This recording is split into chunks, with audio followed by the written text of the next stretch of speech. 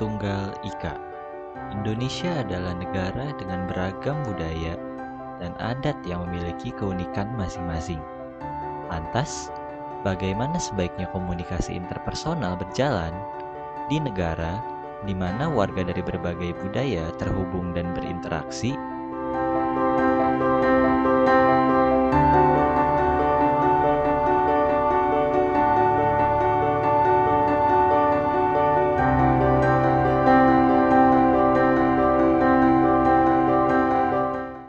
Budaya memiliki berbagai definisi yang banyak dikemukakan oleh banyak cendekiawan. Secara umum, saat seorang individu mengidentifikasi dirinya sebagai bagian dari sebuah budaya, individu tersebut setidaknya harus mengenali bahwa ada kemiripan karakteristik antara individu tersebut dengan orang lain dan melihat bahwa terdapat pribadi yang tidak memiliki karakteristik ini ke dalam klasifikasi yang lain. Lebih lanjut, beberapa cendekiawan ilmu sosial menggunakan istilah co-culture atau co-kultur sebagai persepsi akan keanggotaan dalam sebuah kelompok yang merupakan bagian dari budaya yang meliputi co-culture tersebut. Beberapa co-kultur di Indonesia dapat termasuk dalam kategori-kategori tertentu berdasarkan sejumlah faktor. Faktor tersebut misalnya perbedaan usia yang mempengaruhi perbedaan karakteristik dan cara pandang dunia, perbedaan ras dan etnis yang memiliki keunikan kokultur, perbedaan agama, perbedaan aktivitas dan hobi, perbedaan kelompok sosioekonomi, perbedaan geografis, serta kokultur karena adanya disabilitas fisik. Masing-masing kokultur berkembang dengan warnanya sendiri dalam melakukan komunikasi. Misalnya, kokultur tunarungu berkomunikasi menggunakan bahasa unik yang digunakan bersama. Tentu saja, terdapat beberapa tantangan tertentu saat anggota dari kokultur ini berkomunikasi dengan individu dari luar kokultur tersebut. Tantangan lain dari adanya perbedaan kokultur adalah adanya eksklusivitas dan diskriminasi terkait dengan identitas kokultur seseorang. Kokultur juga dapat mendorong anggotanya untuk membedakan kelompoknya berbeda dari masyarakat, seperti anak muda yang membuat ungkapan gaul tertentu yang hanya dapat dimengerti oleh anak muda saja. Lalu, apa yang dimaksud dengan komunikasi antar budaya? Anda mungkin sudah sadar bahwa Anda bisa saja masuk ke dalam beberapa kelompok kokultur berdasarkan etnis, lokasi geografis, dan status ekonomi Anda. Lalu, apakah artinya saat Anda berkomunikasi dengan kelompok yang memiliki perbedaan dari salah satu faktor di atas, Anda sudah melakukan komunikasi interkultural? Apa mungkin ada komunikasi yang tidak bersifat interkultural? Jawabannya tentu saja ya. Masih ada komunikasi yang tidak bersifat interkultural, di mana sekelompok orang memiliki identitas unik berbeda, namun memiliki common background. Maka, salah satu cara yang lebih akurat dalam mengklasifikasi komunikasi antar budaya adalah melihat seberapa besar dampak budaya terhadap komunikasi tersebut. Misalnya, dalam satu tim sepak bola, terdapat beberapa jenis komunikasi dalam pertandingan, dan anggota tim tersebut berasal dari berbagai ras. Namun, komunikasi ini bukan komunikasi antar budaya, karena anggota tim tersebut lebih fokus terhadap memenangi pertandingan dan perbedaan budaya tidak berdampak besar. Dalam situasi ini, komunikasi antar anggota tim bukanlah komunikasi antar budaya, karena bobot perbedaan budaya dalam komunikasi tersebut tidak signifikan. Lalu, bagaimana agar kita sebagai individu dapat berkomunikasi dengan baik dalam komunikasi antar budaya? Salah satu caranya adalah dengan meningkatkan kompetensi komunikasi antar budaya diri kita sendiri. Antara lain, toleransi dengan ambiguitas, keterbukaan pikiran, kesabaran, dan kegigihan dalam berkomunikasi. Nah, untuk mendapatkan contoh yang lebih konkret tentang dampak budaya terhadap komunikasi, tantangan yang muncul, dan bagaimana komunikasi antar budaya dapat berjalan dengan baik, mari simak klip berikut dari rekan saya. Belakangan ini kita lihat banyak sekali perbedaan budaya yang dijadikan konten di sosial media. Ambil contoh Livi Renata, seorang crazy rich yang lucu karena banyak hal atau istilah yang kita anggap biasa ternyata dia nggak tahu. You tahu nggak di Indonesia tuh ada Metro Mini? Gak tahu. Gak tahu Livi. Kenapa lu jadi songong banget lu? Atau konten mengenai bahasa Jakarta Selatan alias Jaksel yang dipopulerin sama Oza Rangkuti. Oke, ternyata pamer tuh gak cuma flexing atau humble brag, ada juga bragging. Ngaku-ngaku itu self-proclaim dan narsis itu self-love. Mendukung dua orang biar jadian itu namanya shipping, dan teman curhat itu namanya human diary. Nah, untuk mengenal lebih jauh soal perbedaan budaya, saya bakal ngehadirin salah satu narasumber yang pas banget, dia merupakan mahasiswa ilmu komunikasi di salah satu kampus di Jakarta Selatan. Namanya Martin dan dia adalah teman saya dari SMP. Mari kita undang Martin. Halo Martin. Halo, bonjour, bonjour. Ya, Salut. thank you sudah mau datang. Nah, kita undang Martin ini bukan tanpa pertimbangan. Nah, sedikit dulu ya, biar aku kenalin soal Martin. Martin ini sekarang masuk semester 8, lagi kelarin skripsi juga ya sama yatin kita. Selain kuliah, tapi Martin ini juga punya hobi rap atau hip hop gitu ya. Bahkan udah keluarin beberapa lagu dan album ya, Martin ya. Betul sekali. Nah, buat teman-teman yang penasaran bisa cek IG-nya dan YouTube-nya, nanti kita cari di video. Karena Martin ini kuliah di Jakarta Selatan, ikut komunitas rap juga, pastinya ketemu banyak orang nih. Jadi bisa banget nih buat kita tanya-tanya sedikit soal budaya dan komunikasi. Oke, Tin. Pertama-tama aku mau nanya dulu nih. Ini nggak deep talk dulu ya. Ini kayak disclaimer dulu, ini bukan deep talk nih, cuma ngobrol santai. Ya, gimana nih kabarnya sekarang, Tin? Lagi overthinking kah sama masa depan? Mungkin kuliahnya hektik, mungkin ngerasa QLC gitu ya, atau quarter life crisis nggak nih? Atau lagi insecure nggak nih? Mungkin FOMO nih sama teman-teman lain yang skripsinya udah mau kelar, terus atau burnout gitu nggak sih sama ngerjain skripsi? Oh, atau enggak, kamu lagi ikut seminar workshop NFT gitu nggak? Kayak kripto-kriptoan gitu? Oke, Tin. Pertanyaan pertama nih, soal kehidupan kampus mungkin ya. Bener nggak sih kalau kamu di kampus yang notabene-nya di Jakarta Selatan, itu bahasanya tuh bahasa Jaksel gitu yang campur-campur yang kayak kita lihat di sosial media? Bener banget, fakta. Fakta banget. Contoh nih. Contohnya apa tuh mungkin? Contoh tuh vague, terus hectic, mental health, emo, cemiu, Cemiu ya? privilege, terus banyak itu, which is literally. Oke. Tapi jujurly belum ada. Jujurly. Walaupun jujurly Jaksel belum. Noted tuh paling sering tuh. Noted ya? Terus Oke, noted gitu. campur aduk, support system, dan yang terakhir culture shock. Nah itu tuh. Culture shock, oke. Nah, ngomong-ngomong soal culture shock, mungkin 4 tahun lalu nih, pas pertama-tama kuliah, kamu ada culture shock nggak sih? Dari Jaktim gitu ke Jaksel, lo kok bahasanya beda gitu? Ya. Nggak culture shock. Cuma memang ada kosakata beberapa yang baru, itu buatku shock juga ada gitu. Kayak, apa nih? Nggak ngerti. Contoh tadi kayak vague, terus contohnya lagi apa? Money oriented, terus social butterfly, morning ini person itu aku nggak terlalu tahu kayak gitu. Oh, awalnya nggak familiar jadi ya, sebenarnya.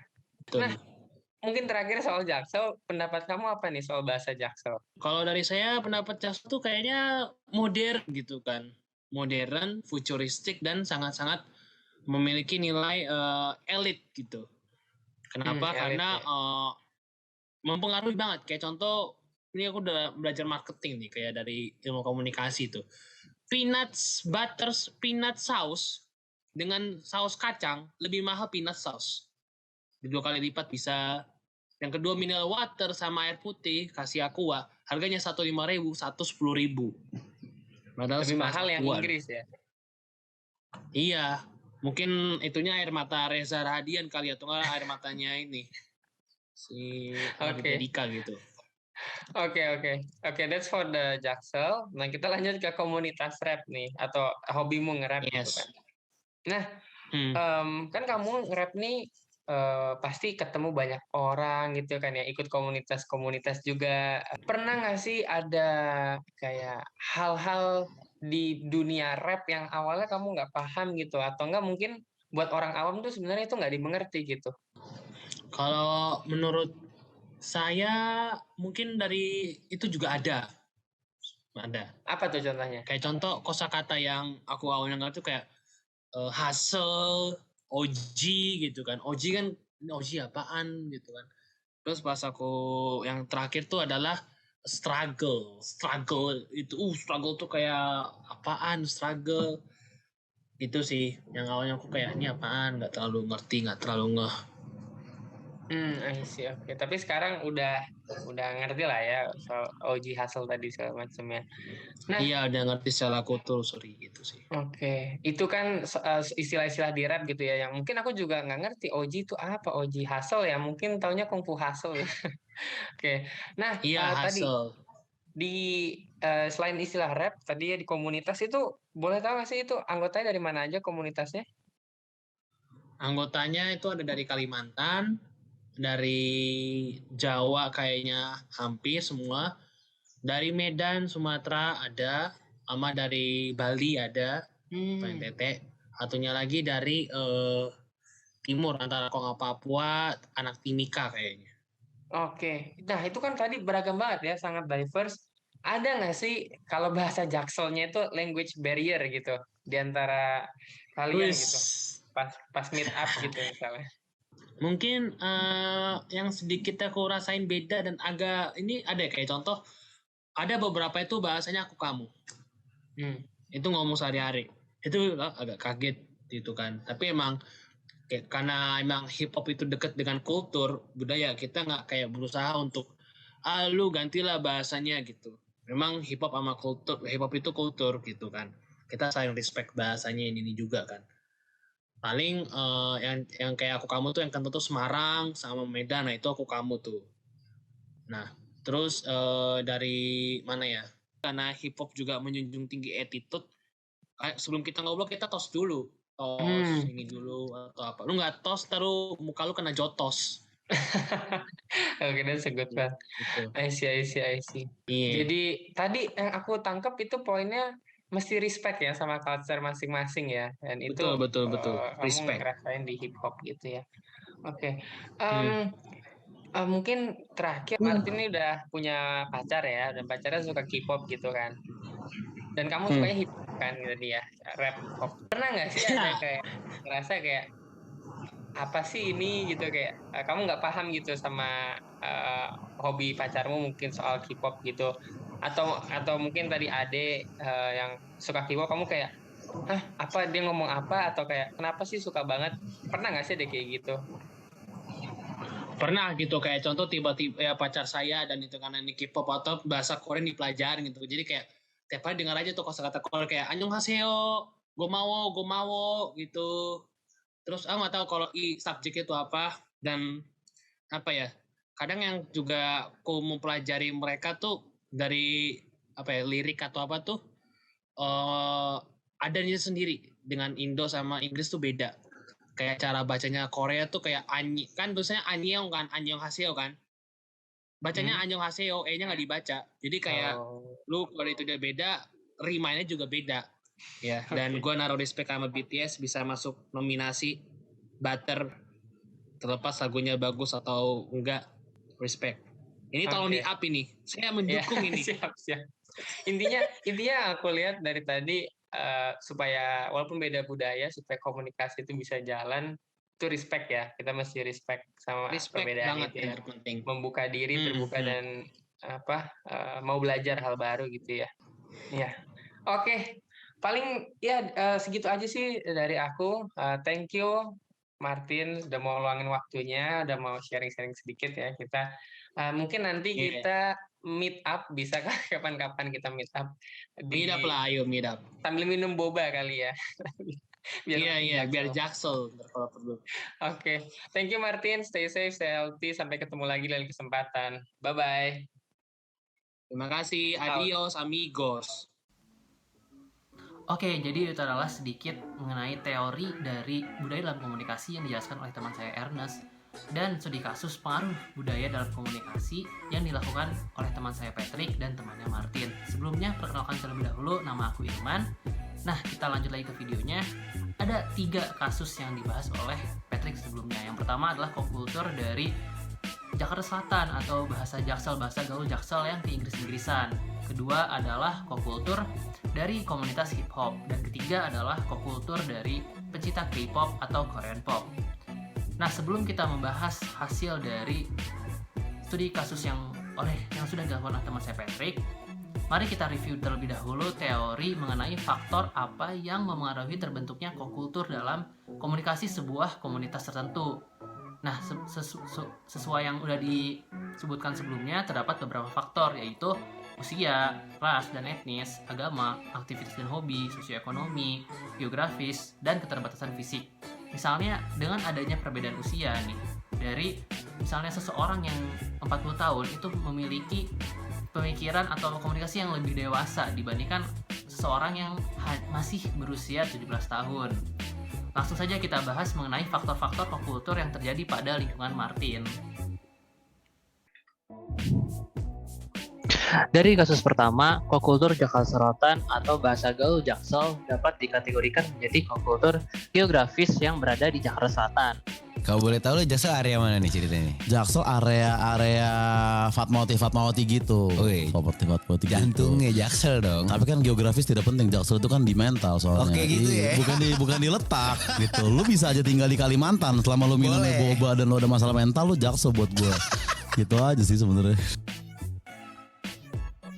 Kasus kedua, komunitas hip hop dapat dikategorikan menjadi kokultur, aktivitas, dan hobi. Kasus ketiga, pencinta K-pop dapat dikategorikan menjadi kokultur, aktivitas, dan hobi juga secara pencintanya ya. Kalau misalnya K-popnya atau Korean pop sendiri itu kokultur, ras, dan etnis. Setelah kita mengkategorikan kasus-kasus tersebut menjadi kokultur tertentu, mari kita ukur komunikasi interkultural yang terjadi dengan meninjau pengaruh budaya dalam komunikasi tersebut. Nah, misal yang udah disebutkan oleh teman saya itu adalah permainan sepak bola. Dalam permainan sepak bola, komunikasi yang terjalin itu tidak bisa dikatakan sebagai komunikasi interkultural. Karena saat itu terjadi, yang lebih dipentingkan adalah untuk mencapai kemenangan, tidak meninjau dari budaya yang ada. Ayo kita bahas satu persatu. Kasus pertama mengenai Martin, anak Jakarta Timur, harus berkuliah di daerah Jaksel. Martin yang awalnya kebingungan dan kosakata yang digunakan di Jaksel menandakan budaya sangat berpengaruh dalam keseharian Martin berkomunikasi. Yang berarti kasus pertama merupakan komunikasi interkultural, namun tidak menutup kemungkinan seiring waktu menjadi komunikasi intrakultural atau bersama karena sudah beradaptasi. Kasus kedua mengenai komunitas hip hop, dari wawancara yang telah dilakukan berfokus dengan keseharian komunitas tersebut, maka komunitas tersebut bisa dikatakan komunikasinya itu interkultural karena adanya pengaruh budaya dalam komunikasi seperti orang dari Semarang menggunakan kata aku kamu berbeda dengan orang Jakarta yang menggunakan gua lu. Adanya latar belakang yang berbeda itu disebutkan, jadinya ada komunikasi interkultural. Atau mungkin kalau misalnya lagi pembuatan atau diskusi tentang hip hop, itu akan lebih disebut sebagai komunikasi kultur yang sama atau intrakultural. Kasus ketiga, hubungan antara pecinta K-pop dan hip hop sudah jelas terlihat bahwa itu adalah komunikasi interkultural. Terakhir, kita bahas mengenai tantangan-tantangan yang ada dalam masing-masing kasus. Sesuai dengan materi yang sudah diberikan, komunikasi yang terjadi antar kokultur yang berbeda memungkinkan adanya tantangan atau timbulnya konflik gitu. Mari kita bedah kasus-kasusnya. Kasus pertama, terdapat tantangan yang terjadi adalah Martin kesulitan memahami kosakata yang digunakan oleh warga Jaksel. Kasus kedua, terdapat tantangan kokultur, aktivitas, dan hobi memiliki member komunitas dari latar belakang yang berbeda-beda. Ada yang dari Jakarta, Semarang, dan sebagainya. Kasus ketiga, memiliki tantangan perbedaan bahasa yang digunakan K-pop sehingga ada cara baca yang beda. Terus coba kita kasih masing-masing solusinya ya. Untuk yang pertama, Martin harus beradaptasi dengan budaya Jaksel yang ada untuk dapat berkomunikasi dengan lancar. Yang kedua, agar komunitas tetap berjalan dengan lancar, antar member harus saling respect dengan latar belakang yang berbeda-beda. Untuk yang ketiga, adanya penyesuaian pecinta K-pop yang akhirnya mempelajari budaya Korea untuk dapat lebih menghayati musik Korea tersebut. Jadi adanya pembelajaran ya dari bahasa Korea. Oke, jadi kesimpulannya adalah budaya dan komunikasi hubungannya sangat lekat. Setiap budaya atau kokultur mengenai caranya masing-masing untuk berkomunikasi. Tapi satu yang harus diingat yaitu Bhinneka Tunggal Ika. Walaupun berbeda-beda, kita tetap satu. Komunikasi interkultural masih mungkinlah sangat terjadi. Tinggal bagaimana kita mengembangkan komunikasi tersebut agar berjalan dengan baik. Lesson learned yang bisa diambil adalah faktor-faktor pembeda pada pembentukan kokultur tidaklah harusnya menjadi awal dari munculnya sebuah konflik. Antar pop culture harus bisa saling respect untuk tetap menjaga keuntungan bersama. Dan kedua, saat kita memasuki pop culture baru, alangkah baiknya kita tuh belajar mengenai pop culture tersebut dan berusaha untuk beradaptasi agar komunikasi yang terjadi antara kita dan pop culture baru tersebut itu berjalan dengan baik. Tidak ada salahnya kita mempelajari suatu hal baru, bukan? Sekian dari materi kami mengenai budaya dan komunikasi. Terima kasih dan semoga ilmunya bermanfaat.